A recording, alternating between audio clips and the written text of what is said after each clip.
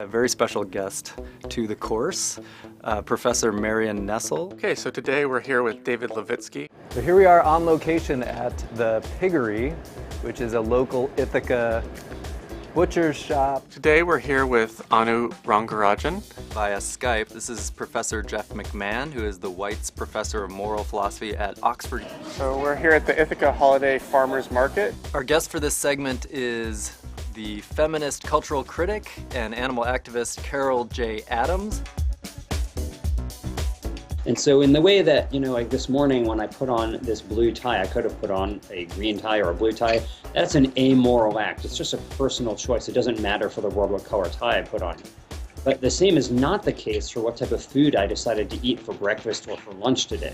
What type of food I decide to eat has real profound consequences in the world, and it creates the type of world that I want to live in.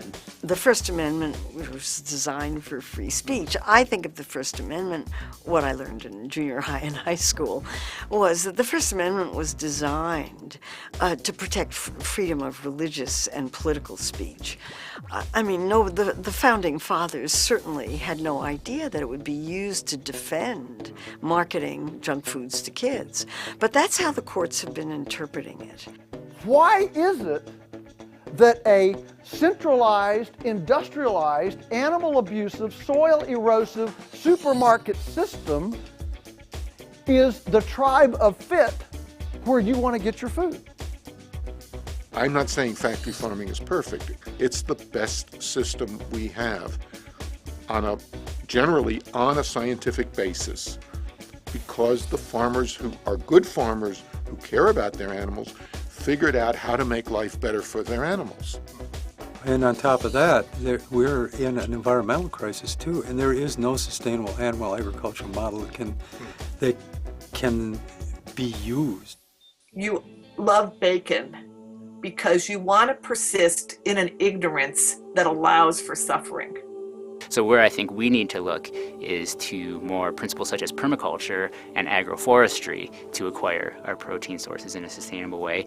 I advocate hunting as a means by which we can participate in the natural world and gain all the benefits that entails, whether it be health benefits or the benefits to the ecosystem. If you come with me to West Africa and you see kids that are dying, that has an impact. We have to bring it down to the level that we can understand as human beings.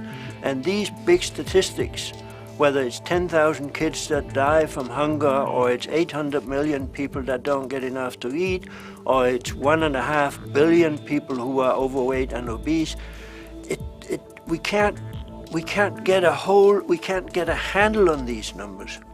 So what we need to do is to bring it down to a level where we understand it. And I also think there are other ethical dimensions to questions about food and agriculture. As a North American, I think we have benefited from this unequal system historically and in the contemporary period to the detriment of people in places like Malawi. And so I think we owe them the time and resources to try to ensure that they have greater access and have more of a say over how food is produced. If we're going to create new, innovative ways to address these sort of wicked problems that we face, we have to have different kinds of people in the room talking about it and being creative. And I just think that there's a lot of ways we can do that.